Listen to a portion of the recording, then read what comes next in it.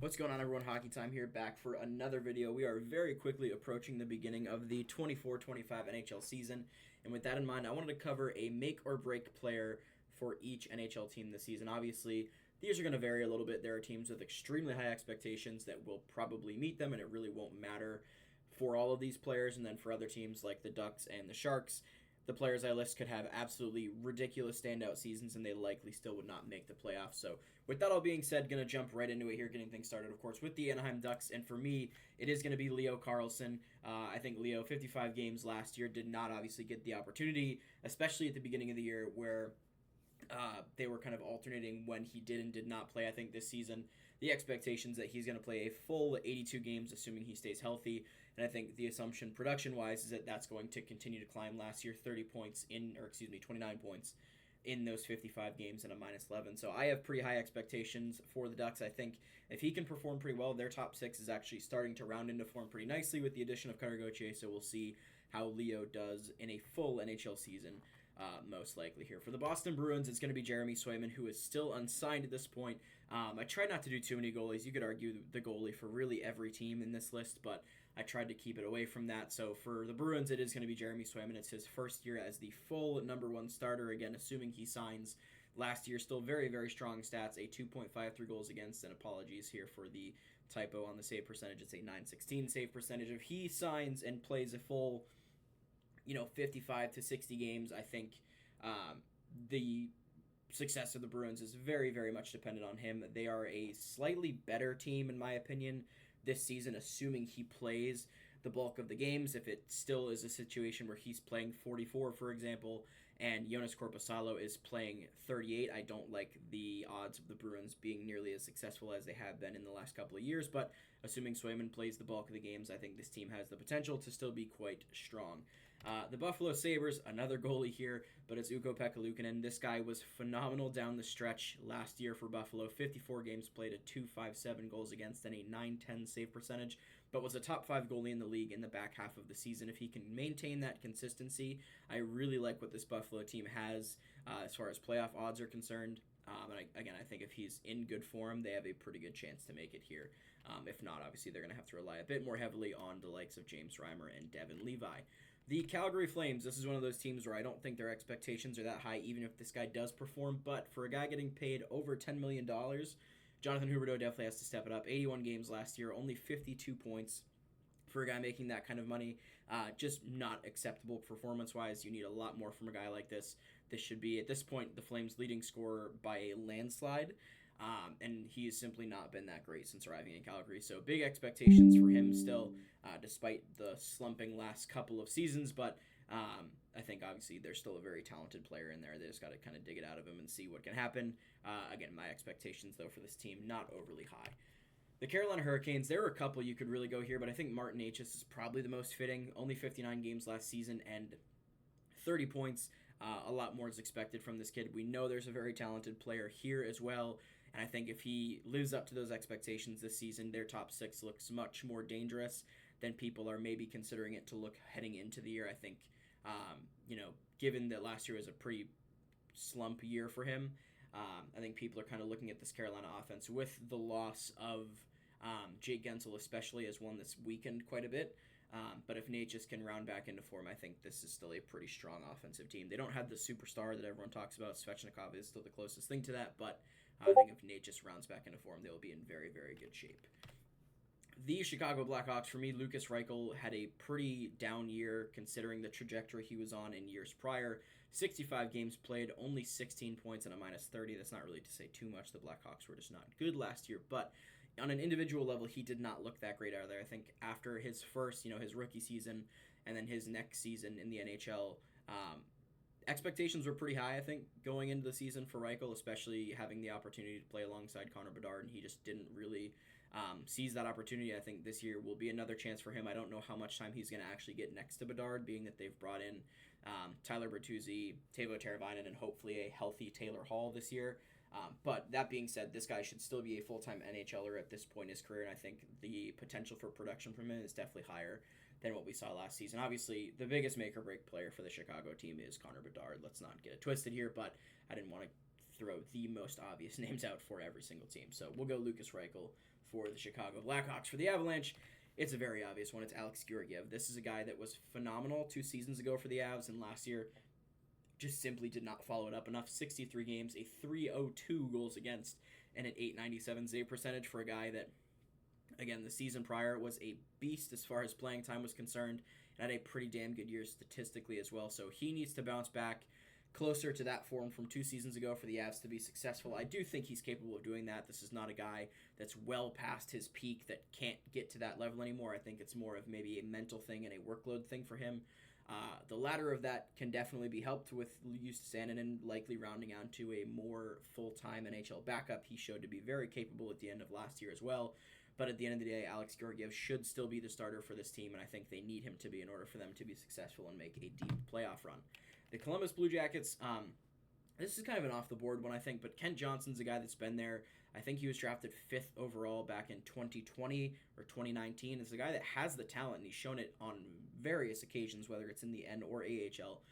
But the production just hasn't quite been there in Columbus. Last season, played 42 NHL games, 6 goals, and 10 assists.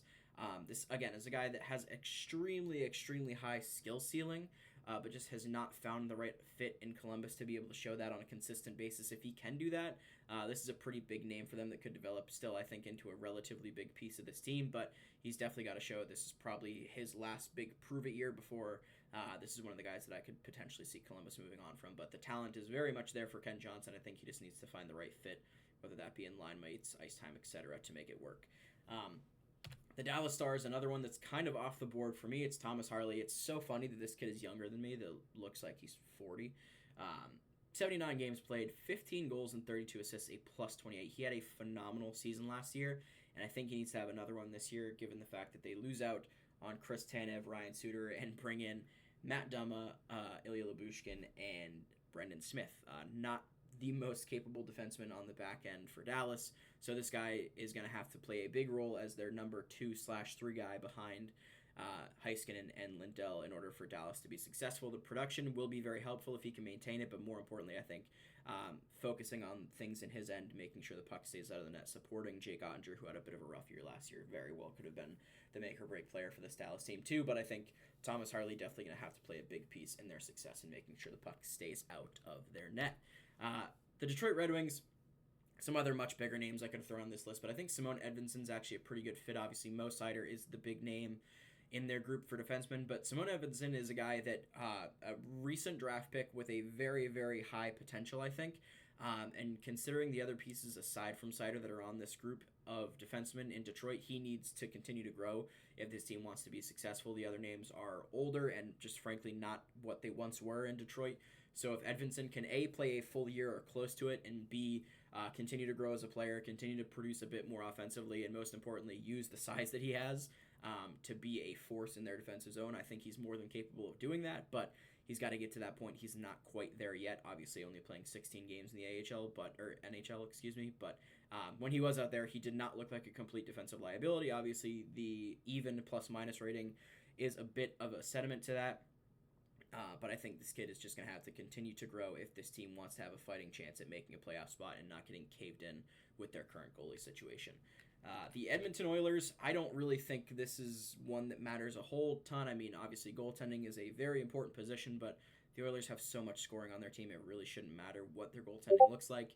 Stu Skinner, though, is going to be the one for me. 59 games played, a .262 goals against, and a .905 save percentage. He was much better as well in the latter half of the year, and I think another guy that's still relatively young has shown he can be the number one guy with no real question.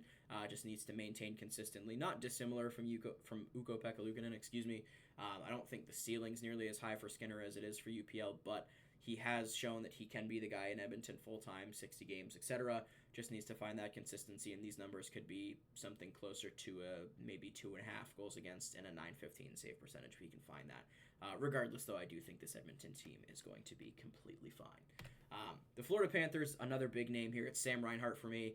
Obviously, had a monster year last season, 82 games, 57 goals, 37 assists. I don't expect him to replicate that. He does need to get close to it, though, for this Florida team to remain a real force. I think they're going to be successful regardless, but in losing Brandon Montour, they're actually losing a fair bit of points, aside from losing a very good defenseman, of course. So I think Reinhart continuing to produce is going to be very important for this team's success. They cannot really afford to lose like 25 goals of production. Obviously, that'll hurt their place in the standings a little bit. Obviously, it's not going to make them a non-playoff team, but if Sam goes from being a 57 goal scorer to a 30 goal scorer, that's going to be felt pretty drastically in the standings for the Panthers. This team, again, though, is going to be fine nonetheless. He's still a very good player. He deserves the contract he got, and just going to be interesting to see how he follows it up. This next one is a monster one with the recent news of Drew Doughty being month to month with a left ankle fracture. So Brandt Clarke, very likely to take over that power play 1 role in Los Angeles. Only 16 games last season, 2 goals, 4 assists, and a -6. But this kid has all the upside in the world. He's been looked at heading into this Los Angeles season, really for the last 2 years, as a guy that has a very, very high potential that is kind of the heir to the throne, if you want to call it that, as far as the number 1 defenseman goes in LA, and now it's kind of being forced upon him with the absence of Drew Doughty for a fair bit of time here. So if Brandt can run that power play successfully, produce a bit more offensively, and make sure he's not a defensive liability for this team, it's a very good opportunity for him to make a name for himself in the league, and I'm frankly just really excited to see what he does with it. I think there's not very frequent opportunities that come like this for a young player, and I'm hoping he does a good job to grasp it and take the most advantage of it that he can. Another young player, Minnesota's Marco Rossi, actually had a pretty good year last year. 82 games, 21 goals, 19 assists, obviously 40 points. I think they need a little bit more from him if this Wild team is to make the playoffs and try to make a deep run. This is probably their 3rd-line center heading into the season, but could be their 2nd, depending on what they really think of him versus Ryan Hartman. But nonetheless, this is a guy that also has some pretty good offensive potential. Just needs to kind of find his consistency. He was kind of bouncing line mates for a bit of last season, so not entirely surprising that he wasn't pushing a point-per-game pace. But I do think this Minnesota team needs a bit more from Rossi in order to find some more success for the organization. But generally, I like what he did last season. I think he'll continue to grow. Still a pretty young guy, and pretty high expectations for him. Another one that comes with some recent news, the Montreal Canadiens and Patrick Laine, of course, suffering what looked to be a pretty gnarly knee injury the other night in a preseason game, which stinks. Last season, only 18 games played, 6 goals, 3 assists, a -10 in Columbus, which, all things considered, could have been much, much worse. But this is a guy that is not far removed from being a point-per-game player, 30 and 40 goal scorer across a handful of seasons, and if he can bring that scoring upside to Montreal, this is going to be a more dangerous team than it was last year, obviously. But it's just which version of Patrick Laine are we going to get? Obviously, if this knee injury is a serious one, what form comes back from him once he is back from injury, assuming he can come back from it. So a little bit of a question mark here in Montreal, not nearly as big as the question mark surrounding a guy like Drew Doughty, but obviously still going to be a pretty big missing piece until he returns, and once he returns, we'll be very curious to see what form he is in. For the Nashville Predators, one of their new acquisitions, it's Brady Shea for me. He had a fantastic season last year, 80 games played, 13 goals, 34 assists. It was a career year for him, and like Sam Reinhart, I do think he needs to get at least close to it in order to make sure that this Nashville team is the powerhouse that they can be in the Central. For me, it's less the offensive upside for him and more just the defensive consistency that needs to be active from Shea in order to make sure this team's good. They have more than enough offense up front, I think, to make sure that they are filling the net when they need to, and they obviously have a very good goalie behind them in UC Saros, but as a whole, he's the second best name on this Nashville team on defense, and behind him it does fall off a decent bit. Still a good group on defense in Nashville there, but he is far and away the number 2 guy there, and he's going to have to make sure he proves that in order for this team to be successful. Another defenseman up next, New Jersey, it's Dougie Hamilton. It's crazy to me that people talk about New Jersey missing the playoffs, and it seems like people just forget that Dougie Hamilton only played 20 games last season. This team had other injuries, of course, but Dougie, far and away the biggest and, longest term injury. Only 20 games played, but almost a point per game in those 20 games. 5 goals, 11 assists. He was a -8, but of course Vitek Vanacek was a black hole behind him. But a full, healthy season from Dougie Hamilton will do a ton to propel this New Jersey Devil team into a playoff position. Of course, the acquisitions they have will help as well. But Dougie should still be the number 1 guy there. Obviously, high expectations for both Luke Hughes and Shimon Nemec, but until those guys are really rounded into form as full-time, workhorse NHLers, Dougie should be the guy there. I know he's on the wrong side of 30, but absolutely still capable of running a power play, being the number one defenseman for most NHL teams. Just has to make sure he stays healthy and continues to produce, and this team will be in very, very good shape. Third defenseman in a row here. The New York Islanders, it's Noah Dobson. I think this is really one of the guys where he is pushing being just like the heart and soul of the team. A guy like Swayman for Boston could be thrown in that argument as well. But I think every bit of success that comes to the island runs through Noah Dobson. I mean, they have other names there, don't get me wrong, Sorokin, Barzal, Horvat, etc.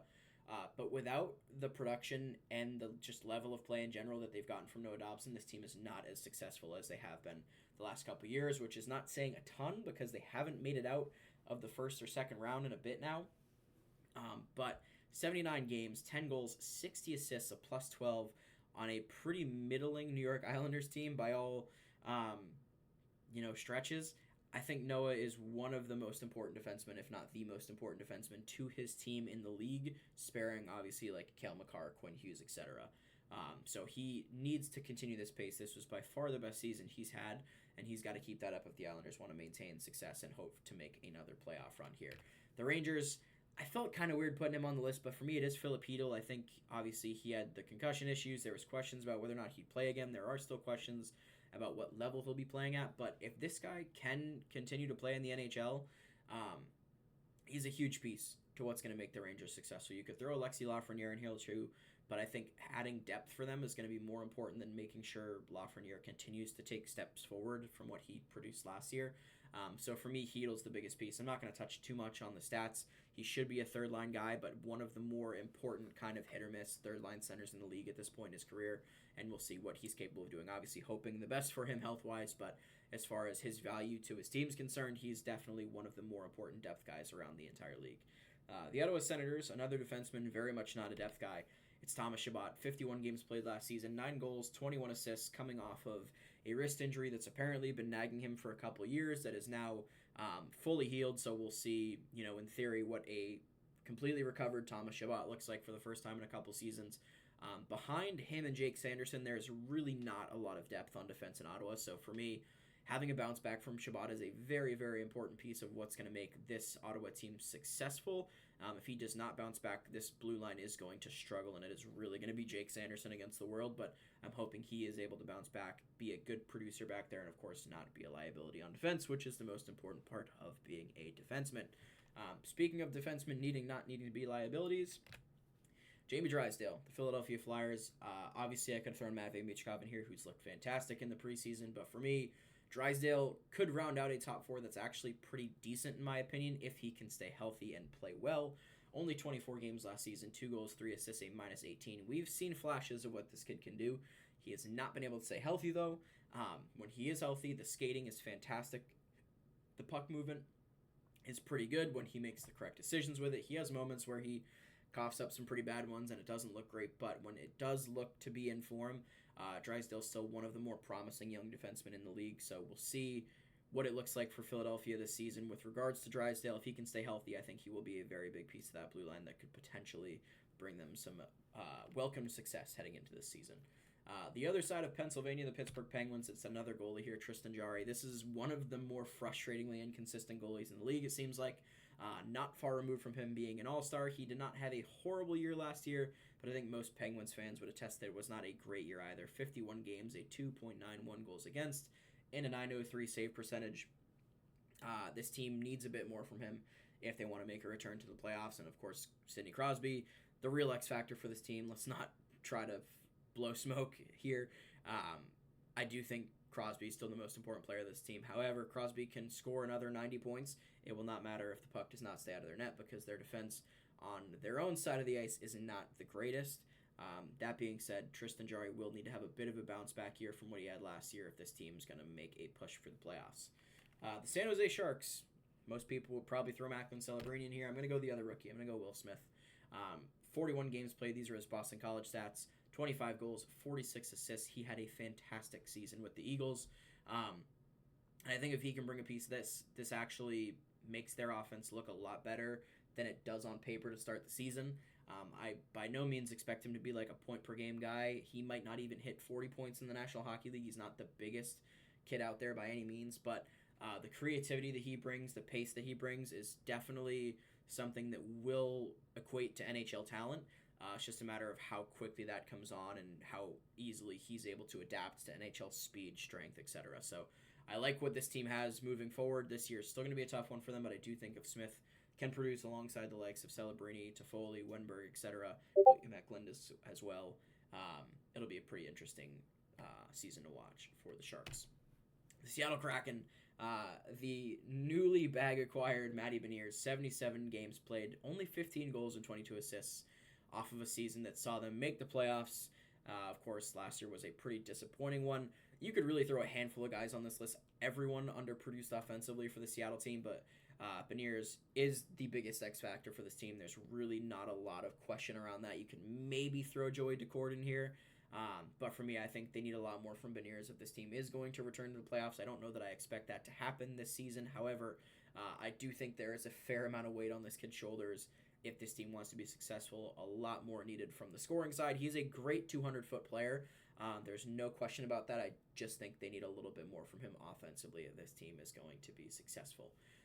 For the St. Louis Blues, their newest acquisition, spoiler alert, Philip Broberg is going to be the name for me, and I know that might not be the most fair thing, but Torrey Krug now out the entire year. Their defense looks abysmal at this point. Colton Parayko is not what he once was. Nick Leddy, obviously not what he once was.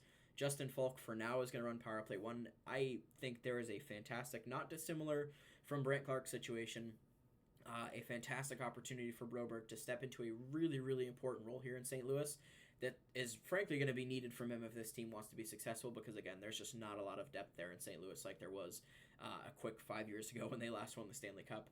Last year, only 12 games in Edmonton, no goals, 2 assists. He was pretty solid in the playoffs for them, though, in the games he did play, and I do think the potential is still there. A guy that was drafted, I believe, 8th overall in 2019 or 2018 by Edmonton. This kid has plenty of talent. He just has to continue to grow, continue to develop, continue to use his head. There's a lot of moments that he has the puck, and if you're a fan of the Oilers last season, the Blues this season, you will be stressing a little bit, but I do think this kid has a massive amount of upside talent. I do think he could play a very big role for the St. Louis team. As you guys already saw, Tampa Bay Lightning, Andrei Vasilevsky, shocker, right? 52 games played, a 2.9 goals against, and a flat 900 save percentage, a year removed from back surgery, a relatively long offseason by the Lightning standards. We'll see what this brings for this team. If Vasi can stay healthy, if he plays his usual 60, 65 games, and has closer to a 2.5 and a 915 save percentage, the Lightning will still be very good. In the preseason so far, Jonas Johansson has looked brutal. So, ideal world, they don't have to put him in the net that much. In order to do that, Vasilevsky has to stay healthy and be on his game. So, we'll see if that's going to be the case for the Big Cat. If not, the Bolts may be in a bit of trouble. Not a dissimilar story for the Toronto Maple Leafs. Joseph Woll last year, 25 games, a 2.94 goals against, and a 907 save percentage. Same deal here. This kid has shown flashes of being a very, very good NHL goaltender, but he needs to stay healthy. He's struggled to do that in the AHL. He's struggled to do that in the NHL. He cannot afford, or the Leafs cannot afford, for him to get injured multiple times across this season. Anthony Stolarz is a very good backup goalie. We have not seen him as a potential starter really since Philly tried it for a little bit, back when he was in Philadelphia. They need Joseph Woll to stay healthy if this team's going to be successful. Not dissimilar from Edmonton. They can score goals and they can outscore their problems, but ideal world, Joseph Woll will be the clear-cut number 1 guy for this Toronto team, and hopefully he can stay healthy, continue to have solid numbers, and this team will be in very, very good shape and may fight for the Atlantic Division trophy. The Utah Hockey Club, you could have gone a couple names here. This is a very interesting team to watch this season. For me, it is Mikhail Sergachev. About a year removed from a very nasty knee injury, or leg injury, that saw him miss a very good portion of the year. Only 34 games played, 2 goals, 17 assists, and minus 16 in Tampa Bay. But this is a guy that is pushing 1A defenseman status. Him and Sean Durzi will be competing to run power play 1 in Utah. A power play that was actually pretty decent with Sean Durzi on it last year, so I don't know that I expect him to run it right off the rip, but the potential will definitely be there. The opportunity will definitely be there for Mikhail Sergachev. It's just going to be a matter of whether he can take advantage of it and whether he can help propel this team to be a bit closer to the playoffs. I think the goal is definitely to get closer this season. I don't know that they will make it, but I think the additions they made in the offseason definitely scream out, hey, we're not here to get pushed around anymore. We're trying to make a push here. So for me, Sergachev, a very big piece to it, will make or break this Utah team. Couple teams left here. Vancouver, there's really no question here. It's Thatcher Demko, a guy that had probably the best season of his career last season. 51 games, a 2.45 goals against, a 918 save percentage, second in Vezina voting. But when it mattered most, just could not stay healthy enough to stay on the ice. Artur Shilovs did come in and perform pretty well. But in the offseason, we've gotten some, concerning rumors that it's probably an injury that he's just going to have to learn to deal with. As far as the rest of his career, what does that mean performance-wise? How many games is he going to have to miss as a result because of maintenance, etc.? So Demko, when healthy and on his game, is a top 5 goalie in the league. But when he's not in the crease, he obviously cannot be a top 5 goalie in the league, and Vancouver very much needs that. So how healthy can Demko remain? How many games is he going to be able to play? All that will very much factor into whether this team even makes the playoffs. I think without a very good goalie, this team might not even be a playoff team. So Demko, obviously, the linchpin to this team's success moving forward, and obviously in the past couple of seasons. The Vegas Golden Knights, last couple teams here. For me, it's Mark Stone. This might seem like a bit of an out-of-the-box answer, but another guy that struggled to stay healthy, but when he's playing games is probably their most important player, sparing maybe Shea Theodore and Jack Eichel.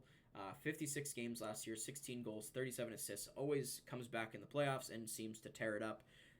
So obviously he's more than capable of doing that in the regular season. He needs to stay healthy to do that, and I think they, more than in previous seasons, are going to need him to be healthy in the regular season because their winger depth is really not there anymore in Vegas. Their center depth is fantastic. Mark Stone is their best winger by a pretty healthy leap and bound, and then it's Ivan Barbashev and another pretty healthy leap and bound before maybe Victor Olofsson as their third best winger. So definitely need Mark Stone to stay healthy, to continue to produce despite his age. If they can do that, Vegas will still be in pretty good shape. The Washington Capitals, the reclamation project that is Pierre-Luc Dubois. 82 games played last season, 16 goals, 24 assists, a -9, very much not living up to the contract that he signed when traded to the Los Angeles Kings. The Caps, of course, swapping out Darcy Kemper for him. He should be the number 1 center. Worst case scenario, he's not, and the Caps have an $8 million cap hit that looks terrible. But I think obviously the talent is still there for this guy. It's a matter of will he put the effort in to utilize it. That has been the issue for him really his entire career, and if he can do that, he'll have a very good opportunity to play alongside arguably the best goal scorer of all time, which I would think would be a pretty good incentive, but that has obviously proven to be an issue in the past for Dubois. So we'll see whether or not that's the case. If he performs well, I could very well see him pushing 60, 65 points, same pace that Dylan Strome hit last season. I think should be more than achievable for him. But obviously, if not, we've seen what the downside looks like for Dubois and what that would mean for the Caps' playoff chances. Probably not all that great. The Winnipeg Jets, the final team here, it's going to be Alex Iafallo for me.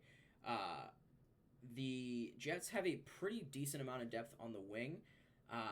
And this guy was really, really solid in Los Angeles. He's never been a crazy point producer, but I think they need just a little bit of help. And if he can provide that more than he did last year, the Jets should still be a playoff team. 82 games, 11 goals, 16 assists, a +14. I think it's fair to ask for a bit more from Iafallo. He produced more in Los Angeles when he was there. Obviously, a new team, new fit, can shake things up a bit. But hopefully in his second full season with Winnipeg, things go a bit more smoothly for him. He's able to produce maybe closer to that 40, 45 point pace, which I think he is capable of doing. And this team will have a lot more depth than they already have, again, on the wing. They're still pretty solid, but I think this is the biggest X factor for me, aside from obviously Connor Hellebuck. Let's not, go crazy here. But yeah, let me know what you guys think in the comments section down below. Tried to go, again, off the board a little bit with some of these. I don't want to name the captain or the best player for every team. That's really not all that exciting. So let me know what you think in the comments below. What other names am I missing? There's plenty of guys in the league that could very well be considered, an X factor, make or break player for their team. Who did I miss out on here? Who do you guys not think is an X factor player? And who is going to get pushed in or out of the playoffs because of one of these guys over or underperforming? Let me know what you guys think.